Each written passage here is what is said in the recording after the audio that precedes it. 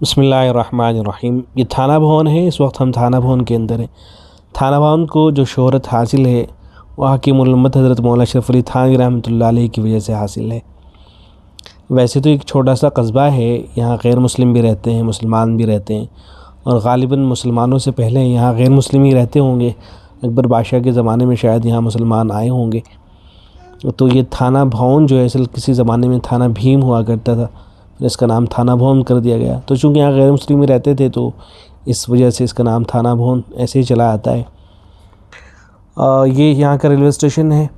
یہاں بڑی بڑی شخصیات جو حضرت مولانا اشرف علی تھانوی رحمۃ اللہ علیہ سے ملاقات کے لیے آیا کرتی تھی، تو جو حضرات ریلوے اسٹیشن سے آتے ہوں گے تو وہ اسی جگہ سے آتے ہوں گے۔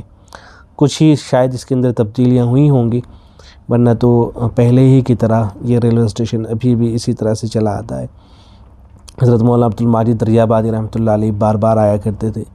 حضرت سید سلیمان ندوی رحمۃ اللہ علیہ، ڈاکٹر عبدالحی عارفی رحمۃ اللہ علیہ، حضرت مفتی شفیع صاحب دیوبندی رحمۃ اللہ علیہ بار بار حضرت کی خدمت میں آیا کرتے تھے۔ حکیم الاسلام حضرت قاری طیب صاحب رحمۃ اللہ علیہ اور دیگر بہت سی شخصیات، ظاہر ہے بہت حضرت رحمۃ اللہ علیہ جب حیات تھے، حکیم الامت حضرت مولانا اشرف علی تھانوی رحمۃ اللہ علیہ، تو ان کی خدمت میں بہت اپنے زمانے کے بہت بڑے بڑے اصحاب علم یہاں آیا کرتے تھے۔ تو ان تمامی حضرات کے یہاں قدم پڑے ہوں گے، اور ان شخصیات اس زمین کو ان شخصیات کی قدم بوسی کا شرف حاصل ہوا ہوگا۔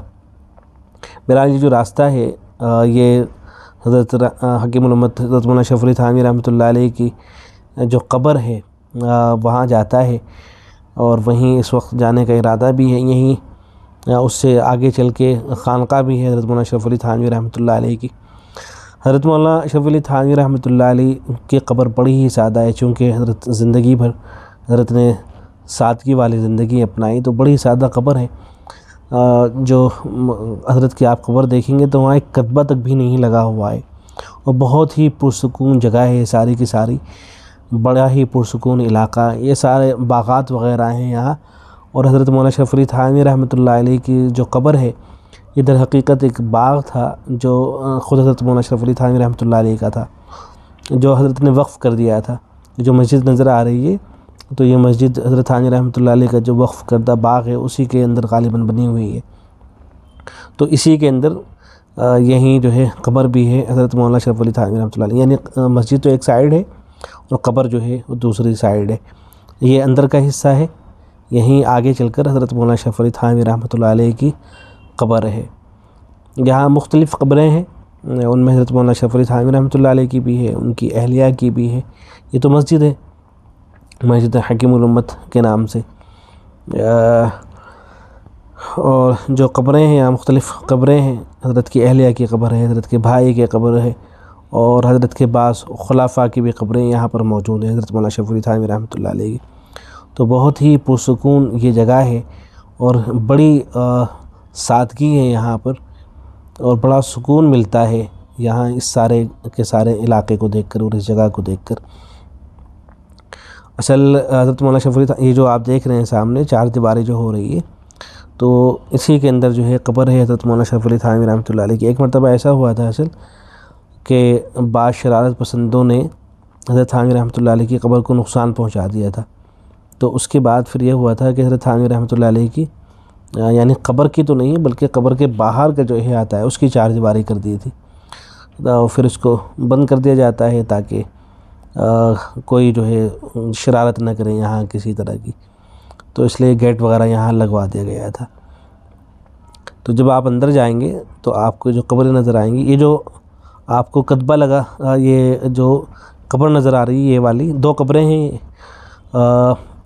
یہ والی جو ہے جس پہ آپ کو پتھر لگا نظر آ رہا ہے یہ حضرت تھانوی رحمۃ اللہ علیہ کی ہے، اور جو دوسری ہے وہ حضرت تھانوی رحمۃ اللہ علیہ کی اہلیہ کی قبر ہے، اور حضرت کے بھائی کی بھی یہاں پہ قبر موجود ہے۔ حضرت تھانوی رحمۃ اللہ علیہ کا انتقال جو ہوا تھا وہ 20 جولائی 1943 کو حضرت کا انتقال ہوا تھا، اور غالباً حضرت کی عمر اس وقت 82 سال رہی ہوگی۔ حضرت کی جو نماز جنازہ تھی وہ علامہ ظفر احمد عثمانی رحمۃ اللہ علیہ انہوں نے پڑھائی تھی، جو اعلاء السنن کے مصنف تھے، بہت ہی صاحب علم شخصیت تھی علامہ ظفر احمد عثمانی رحمۃ اللہ علیہ، انہوں نے حضرت کی نماز جنازہ پڑھائی تھی۔ علامہ ظفر احمد عثمانی حضرت مولانا شریف علی تھانوی رحمۃ اللہ علیہ نے انتقال سے پہلے جو وصیت وغیرہ لکھی تھی، تو 11 وصیتیں حضرت نے لکھی تھی جو کتابوں کے اندر ان کا ذکر ملتا ہے۔ تو ان 11 وصیتوں میں سے جو اہم باتیں حضرت نے لکھی تھی، میں مناسب سمجھتا ہوں کہ ان کو ذکر کر دیا جائے، تاکہ وہ بڑی ہی مفید چیزیں ہیں۔ مجھے سارے کی سارے تو یاد نہیں ہیں، ان میں سے بعض باتیں مجھے یاد ہیں تو میں ذکر کر رہا ہوں۔ حضرت تھانوی رحمۃ اللہ علیہ نے جو نصیحتیں فرمائی تھیں، ان میں ایک نصیحت تو یہ تھی کہ ایک تو وہ تھی کہ حقوق وغیرہ سے متعلق کہ اگر کسی کی حق تلفی ہوئی ہے اس سے معافی مانگتا ہوں، اور کسی کے حق میں کوئی کوتاہی وغیرہ ہوئی ہے تو معاف کر دیا جائے۔ حضرت تھانوی رحمۃ اللہ نے لکھا تھا۔ اس کے ساتھ ساتھ جو اہم بات حضرت نے لکھی تھی وہ یہ تھی، یہ فرمایا تھا کہ متعلقین کو بھی اور مسلمانوں سے گزارش کی تھی کہ وہ علم دین کو حاصل کریں۔ فرض ہے مسلمانوں کے اوپر علم دین کو حاصل کرنا، علم حاصل کرنا، چاہے کتابوں کے ذریعے سے حاصل کریں، کسی کی صحبت میں بیٹھ کے حاصل کریں، اساتذہ کے ذریعے سے کریں، لیکن علم دین کو حاصل کریں، یہ حضرت نے نصیحت فرمائی تھی۔ ایسے ہی حضرت نے اس بات کی بھی وصیت فرمائی تھی کہ یہ جو ہمارے زمانے کے اندر واقعات وغیرہ بیان ہونے لگے ہیں تو ان کو بیان کرنے میں احتیاط کرنی چاہیے۔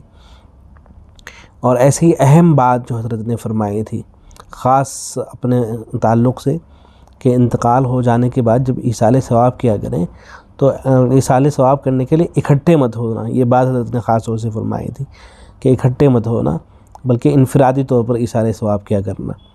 اور حضرت نے یہ بھی فرمایا تھا کہ جو میرا بعض حضرات کی عادت ہوتی ہے نا کہ کوئی چیز کسی بڑی شخصیت کی رہ جاتی ہے تو اسے تبرک کے طور پر استعمال کرتے ہیں، تو حضرت نے فرمایا تھا کہ تبرک کے طور پر جو ہے کسی چیز کو میرے استعمال مت کرنا، بلکہ جس کو اس سے میں جو چیز آ جائے بس وہ اس کو استعمال کرے گا۔ تو حضرت نے بڑی ہی اہم وصیتیں فرمائی تھی۔ اور حضرت نے ایصال ثواب کی بھی درخواست کی تھی کہ متعلقین سے کہ جب جب ان کو موقع ملے وہ ایصال ثواب کیا کریں۔ ایصال ثواب میں خاص طور سے اگر موقع مل جائے تو سورہ یاسین پڑھ کے ایصال ثواب کر دیں، یا 3 مرتبہ قل هو اللہ احد پڑھ کے ایصال ثواب کر دیا کریں۔ تو اس کی وصیت بھی حضرت نے اپنے متعلقین سے فرمائی تھی۔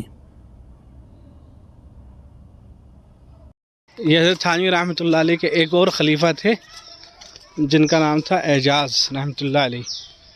یہ ان کی قبر ہے جو ہلکا سا ایک پتھر سا لگا ہے، تو یہ ان کی قبر ہے۔ یہ والی جو قبر ہے جہاں حضرت تھانوی رحمۃ اللہ علیہ کی قبر ہے اس سے باہر یہ حضرت کے خلیفہ تھے وصل بالگرامی، تو شاعر تھے نا شاید، ہاں ان کی قبر ہے۔ اور یہ جو سامنے والے یہ کس کی ہے؟ شاہ لطف رسول، یہ بھی حضرت تھانوی رحمۃ اللہ علیہ کے خلیفہ تھے۔ اچھا،